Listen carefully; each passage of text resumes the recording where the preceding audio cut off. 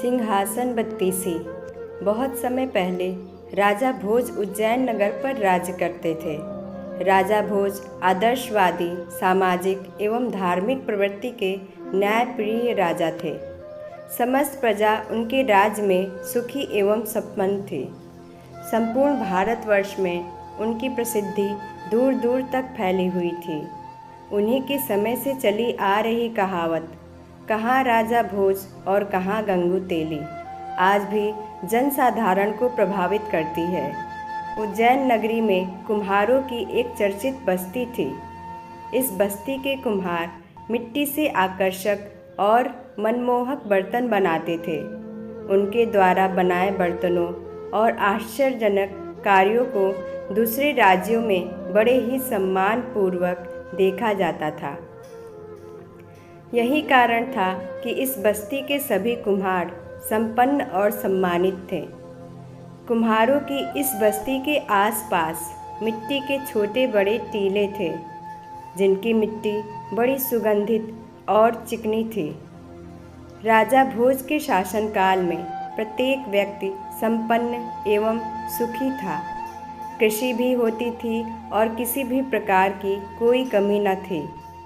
इसी बस्ती में कई वर्षों से एक गड़रिया भी काम करता था, जिसका नाम सूरजभान था। सूरजभान के घर से कुछ ही दूरी पर उसका एक घनिष्ठ मित्र रहता था। दोनों पड़ोसी होने के साथ साथ एक दूसरे से इतना प्यार करते थे कि एक दूसरे के लिए अपनी जान तक दे सकते थे। लेकिन एक बार छोटे बच्चों के मध्य झगड़े को लेकर दोनों में अनबन हुई तो दोनों की दोस्ती दुश्मनी में बदलती चली गई। लेकिन सूरजभान ने अच्छे अवसर की तलाश कर फिर से दोस्ती को सहज बना दिया। लेकिन दूसरे गांव का एक व्यक्ति उनकी दोस्ती से नफरत करता था और उनकी दोस्ती तुड़वाना चाहता था, किंतु उसे कोई मौका नहीं मिल रहा था। सूरजभान और उसके दोस्त को उस व्यक्ति के ईर्ष्यालु स्वभाव की कोई परवाह नहीं थी। वे दोनों 10-10 आदमियों पर भारी पड़ सकते थे। दोनों बड़े आराम से गांव के आसपास के क्षेत्र के लोगों के पशुओं को चराया करते थे। एक दिन कुम्हार जब मिट्टी खोद रहा था तो मजबूत ईंट, मूर्तियाँ और घर गृहस्थी का बहुत सारा सामान निकल आया। समस्त राज्य में यही चर्चा थी कि कभी वहाँ किसी राजा का दरबार था। वह महल भयानक भूकंप के कारण देखते ही देखते तबाह हो गया। धीरे धीरे इस मिट्टी के ऊंचे टीले पर कुम्हारों ने अपनी बस्ती बना ली। इसका मुख्य कारण यहाँ की चिकनी और लोचदार मिट्टी थी। सूरजभान का एक लड़का था जिसका नाम चंद्रभान था।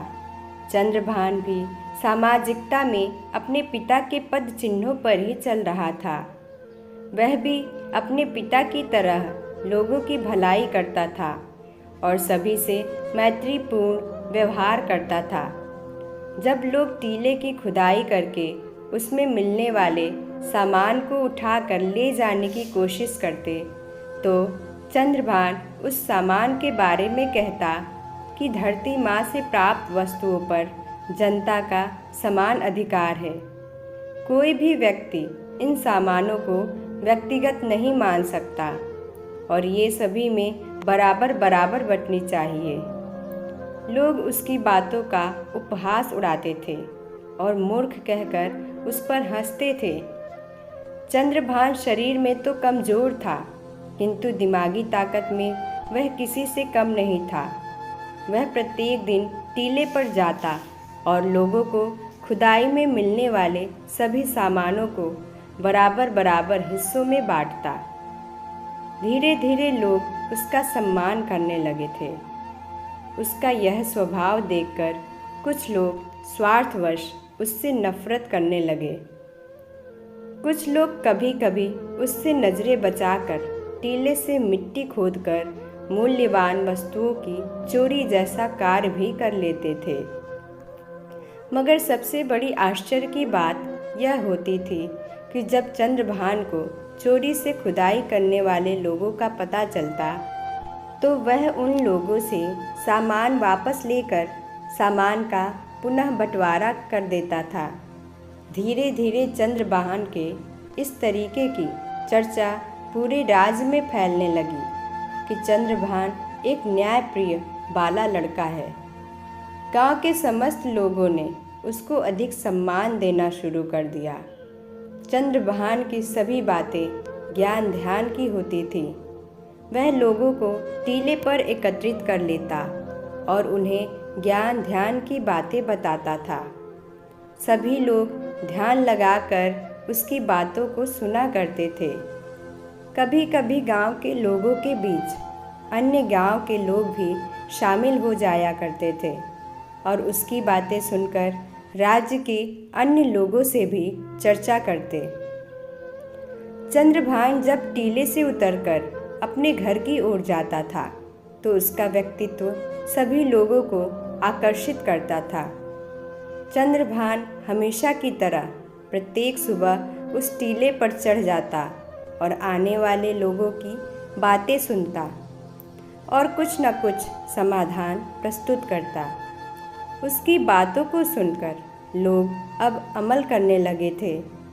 एक दिन चंद्रभान ने आने वाले लोगों से एक सवाल किया कि हमारे राज्य का राजा कौन है।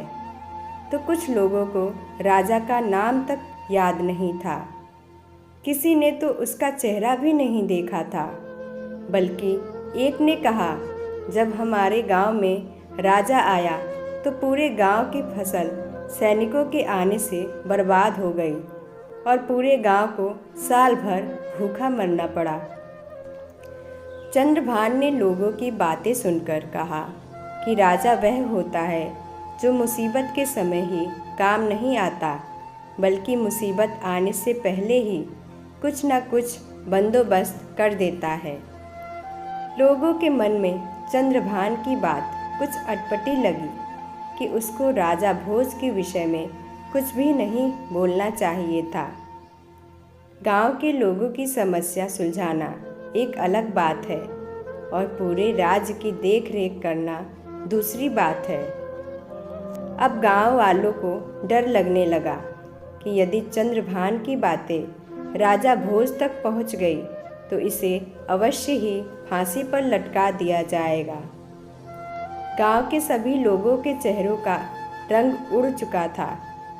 वे सभी सोच रहे थे कि अगर किसी ने इस बात को सुन लिया और जाकर राजा से शिकायत कर दी तो चंद्रभान के साथ साथ गांव के सभी लोग भी राजा का अपमान करने के मुजरिम माने जाएंगे, क्योंकि सभी गांव वाले भी अपने राजा के विरुद्ध उसकी बातें सुन रहे थे। बस्ती वालों के दिल में डर बढ़ता चला जा रहा था। एक एक करके सभी बस्ती वाले धीरे धीरे उसकी चौपाल में कम जाने लगे। जब उसको एहसास हुआ कि अब बहुत कम लोग उसकी बातें सुनने आते हैं तो उसने टीले पर जाना कम कर दिया। जब उसने गांव वालों से टीले पर ना आने का कारण पूछा तो लोगों ने कहा कि अगर तुम्हारी बातें किसी भेदिए ने सुन ली होती तो राजा के सिपाही तुम्हें पकड़कर ले जा चुके होते और साथ में हमें भी तुम्हारे जुर्म की सज़ा भुगतनी पड़ती। चंद्रभान ने गांव वालों को आश्चर्य से देखा, जैसे कि सभी लोग झूठ बोल रहे हो। उसने कहा कि मैंने किसी व्यक्ति विशेष के विषय में कुछ भी नहीं कहा, बल्कि मैंने तो सामान्य बात कही कि एक राजा को कैसा होना चाहिए और वो किसी भी देश का हो सकता है। यदि मेरे जैसे सामान्य व्यक्ति के अनुसार अगर हमारा राजा भी उन विषयों का पालन नहीं करता तो तब भी मैं अपनी बात पर अटल हूँ। धीरे धीरे यह बात पूरे राज्य में चर्चा का विषय बन गई। गांव वालों में जो बातें हो रही थी उसकी सुगबुगाहट दूसरे गांव के उस व्यक्ति तक पहुंची जो सूरजभान से ईर्ष्या करता था। उसने विचार किया यह मौका अच्छा हाथ लगा है। उसने गांव के अन्य लोगों से भी इस विषय में पूछताछ की। उसने सोचा कि सूरजभान से बदला लेने का इससे अच्छा अवसर और कोई नहीं हो सकता है। अगले दिन उसने सारा काम छोड़कर दोपहर के समय चंद्रभान को टीले पर बैठे हुए देखा। वह टीले पर गांव वालों से बात कर रहा था। उसने देखा कि चंद्रभान दो लोगों के आपसी झगड़े निपटा रहा था।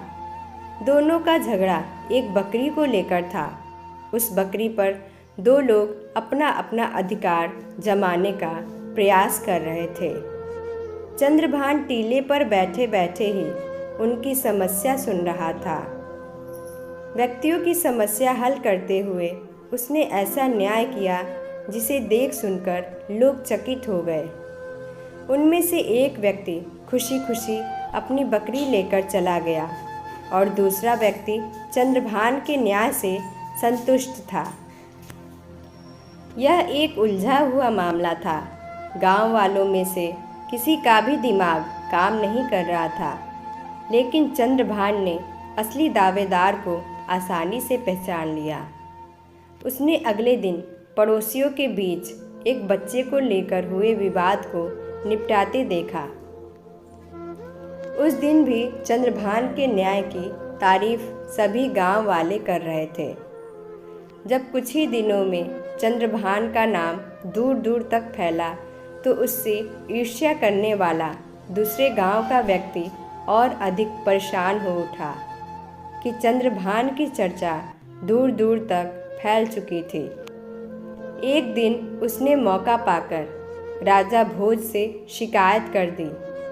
हे राजा भोज, सूरजभान का लड़का स्वयं अपने आप को राजा मानकर प्रजा की समस्याओं का निदान कर रहा है। महाराज, वह आपके लिए अपशब्दों का भी प्रयोग कर रहा है। ईर्ष्यालु भानु प्रताप मन ही मन प्रसन्न हो रहा था कि वह अब किसी भी सूरत में नहीं बच सकता। उसे भी अपने अपमान का बदला चुकाने का अच्छा मौका दिख रहा था। राजा भोज ने अपने सिपाहियों को आदेश दिया कि वे सूरजभान के लड़के पर नज़र रखें। उसके पास न्याय पाने जाने वालों को रोकें और फरियादियों को न्याय के लिए मेरे पास लेकर आएं। सिपाहियों ने राजा भोज के आदेश का पालन करना शुरू कर दिया। अगले दिन एक व्यापारी को राज दरबार में लाया गया। राजा भोज ने व्यापारी से राज दरबार में आने का कारण पूछा। व्यापारी ने कहा, महाराज, मैं एक छोटा सा व्यापारी हूँ और व्यापार करना मेरा मुख्य पेशा है। नगर से बाहर जाते समय मैंने अपने व्यापारी मित्र के पास कुछ बहुमूल्य वस्तुएं बतौर अमानत रखी थी, ताकि जब मैं लौट कर आऊँ तो मेरी बहुमूल्य वस्तुएं सुरक्षित वापस मिल सकें। जब मैंने व्यापारी मित्र से वे बहुमूल्य वस्तुएं मांगी तो उसने देने से इनकार कर दिया। इसलिए हम दोनों का आपस में झगड़ा हो गया है। महाराज, मुझे मेरी वस्तुएं वापस दिला दीजिए। मेरे साथ न्याय कीजिए महाराज। यही वस्तुएं परिवार का एकमात्र सहारा है। राजा ने व्यापारी द्वारा लगाए गए आरोप के बारे में उसके व्यापारी मित्र से पूछा तो व्यापारी मित्र ने कहा कि यह बात तो सत्य है कि व्यापार के लिए जाते समय यह अपनी बहुमूल्य वस्तुएं मेरे पास रख गया था। इसने मुझसे वादा किया था कि वह 6 महीने बाद लौटकर अपनी वस्तुएं वापस ले लेगा। जब यह 6 महीने बीत जाने के बाद लौटा तो मैंने इसकी अमानत लौटा दी। राजा भोज ने उस व्यापारी से कहा कि क्या तुम्हारे पास कोई गवाह है जो यह सिद्ध कर सके कि तुमने इसकी बहुमूल्य वस्तुएं लौटा दी थी? अवश्य महाराज, मैंने गांव के मुखिया और मंदिर के पुजारी के सामने सभी वस्तुएं लौटाई थीं। व्यापारी के मित्र की बात सुनकर राजा भोज ने उन दोनों को बुलाने का आदेश दिया। कुछ देर बाद राजा के सिपाही मुखिया और पुजारी को दरबार में ले आए। दोनों की गवाही व्यापारी के मित्र के पक्ष में थी। उन दोनों की पूरी बात सुनने के बाद राजा ने अपना निर्णय सुनाया। यह व्यापारी झूठ बोल रहा है, इसलिए उसे आदेश दिया जाता है कि वह झूठ बोलने के अपराध में अपने मित्र व्यापारी से क्षमा मांगे, वरना उसे राजदंड भोगना पड़ेगा। यह न्याय नहीं, अन्याय है अन्नदाता। यदि मैं चंद्रभान के पास न्याय हेतु जाता तो दूध का दूध और पानी का पानी हो जाता, लेकिन आपके सिपाही जबरदस्ती हमें पकड़कर आपके दरबार में ले आए। व्यापारी ने रोते हुए कहा। व्यापारी की बात सुनकर राजा भोज क्रोधित नहीं हुए, बल्कि यह सोचने लगे कि सूरजभान का लड़का कैसा न्याय करता है, जिसकी चर्चा हर जगह है। उसे चलकर देखना चाहिए। राजा भोज ने कहा, अगर तुम दोनों मेरे न्याय से असंतुष्ट हो तो जाकर उसी से न्याय मांगकर देख लो। मैं भी देखना चाहता हूँ कि वह किस प्रकार का न्याय करता है। राजा भोज की बात सुनकर व्यापारी और दोनों गवाह भी उसके पीछे पीछे चल दिए। बस्ती के सबसे ऊंचे टीले पर हमेशा की तरह चंद्रभान पहले से ही बैठा हुआ था। गांव के लोग उसके इर्द गिर्द जमा थे। राजा भोज भी भेष बदलकर वहां बैठ गया और उसका न्याय देखने लगा। व्यापारी ने चंद्रभान को जब अपनी विपदा सुनाई तो उसकी बात सुनकर चंद्रभान तेज स्वर में बोला, न्याय करने के लिए राजा होने की आवश्यकता नहीं, न्याय का अपना दृष्टिकोण होता है। यदि न्यायपूर्ण दृष्टिकोण हो तो कोई भी किसी भी समय सही न्याय कर सकता है। यदि मेरे वश में होता तो राजा भोज को यहाँ बुलाकर दिखाता कि न्याय किसे कहते हैं। चंद्रभान ने सबसे पहले व्यापारी के गवाह, गांव के मुखिया और मंदिर के पुजारी को बुलाया और पूछा कि बताओ, उन बहुमूल्य वस्तुओं में कौन कौन सी कितनी वस्तुएं थीं। चंद्रभान का यह सवाल सुनते ही मुखिया और पुजारी के होश उड़ गए। उन्होंने लड़खड़ाती जुबान में कहा, हमने तो बस पोटली देखी। व्यापारी के मित्र से चंद्रभान ने कहा कि तुमने तो कहा था कि उन दोनों को दिखाकर बहुमूल्य वस्तुएं लौटा दी थीं। अरे तुम तो एक बेईमान इंसान हो। दोनों को झूठी गवाही देने के लिए किस प्रकार का सौदा किया था। व्यापारी मित्र बुरी तरह कांपने लगा। उसकी टांगें लड़खड़ाने लगी। व्यापारी का मित्र चंद्रभान के कदमों में गिरकर रोने लगा, मुझे क्षमा करें, मुझसे बहुत बड़ी भूल हो गई। मैं इनकी बहुमूल्य वस्तुएं लौटाने का वादा करता हूँ कि घर जाते ही इनकी वस्तुएं दे दूंगा। राजा भोज ने देखा कि सूरजभान का लड़का चतुर और न्यायप्रिय है। राजा उसके न्याय करने का ढंग देखकर काफ़ी प्रभावित हुए और अपनी राजमहल वापस आ गए। वह रात भर चंद्रभान के बारे में सोचते रहे। अगले ही दिन उसने चंद्रभान को राज दरबार में बुलाया और कहा कि मैं तुम्हारे न्याय करने के तरीके से काफ़ी प्रभावित हूँ, लेकिन एक बात हमारी समझ में नहीं आई। कौन सी बात महाराज?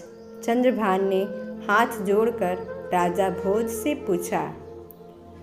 तुम अनपढ़ और एक मामूली चरवाहे हो, फिर भी इतना अच्छा न्याय कैसे कर लेते हो? यह सब उस टीले की करामात है महाराज। जब भी मैं उस टीले पर बैठता हूँ तो मुझ में ना जाने कौन सी शक्ति आ जाती है। मैं वहाँ बैठकर ही सही न्याय करता हूँ। बाकी जगह तो मुझसे कुछ बोला भी नहीं जाता है। राजा भोज ने काफ़ी सोच विचार करने के बाद अपने मंत्रियों से विचार विमर्श किया। अंततः यह निर्णय हुआ कि टीले के नीचे अवश्य ही कोई दैवीय शक्ति है, इसे खुदवा कर देखा जाए। अगले ही दिन सैकड़ों मजदूरों ने उस टीले की खुदाई की। बहुत गहराई तक खुदाई करने के पश्चात मजदूरों को एक राज सिंहासन मिला। राजा भोज ने देखा तो सिंहासन की चमक से उसकी आंखें चौंधिया गईं। उनके सामने सोने चांदी एवं रत्नों से जड़ा हुआ बहुमूल्य सिंहासन था। राजा भोज के आदेश पर सिंहासन को राजमहल लाया गया। सिंहासन को साफ किया गया। सफाई के बाद वह और निखर गया। इतना सुंदर सिंहासन अभी तक किसी ने भी नहीं देखा था। सिंहासन के चारों ओर 8-8 पुतलियां बनी थीं। पुतलियां इतनी सजीव लगती थीं मानो अभी बोल पड़ेंगी। राजा भोज ने इस सिंहासन पर बैठने के लिए एक दिन निश्चित किया और उस दिन दरबार में जश्न का सा माहौल बना हुआ था। राजा भोज जैसे ही सिंहासन पर बैठने के लिए आगे बढ़े, तभी सिंहासन में जड़ी सभी 32 पुतलियां राजा भोज को देखकर हंसने लगीं। राजा भोज ने सहम कर अपने कदम पीछे खींच लिए और उन पुतलियों से पूछा, पुतलियों, तुम सब मुझे देखकर एक साथ क्यों हंस रही हो? राजा भोज का प्रश्न सुनकर एक पुतली रत्नमंजरी राजा भोज को कुछ बताने के लिए आगे आई। आगे की कहानी अगले अध्याय में। धन्यवाद।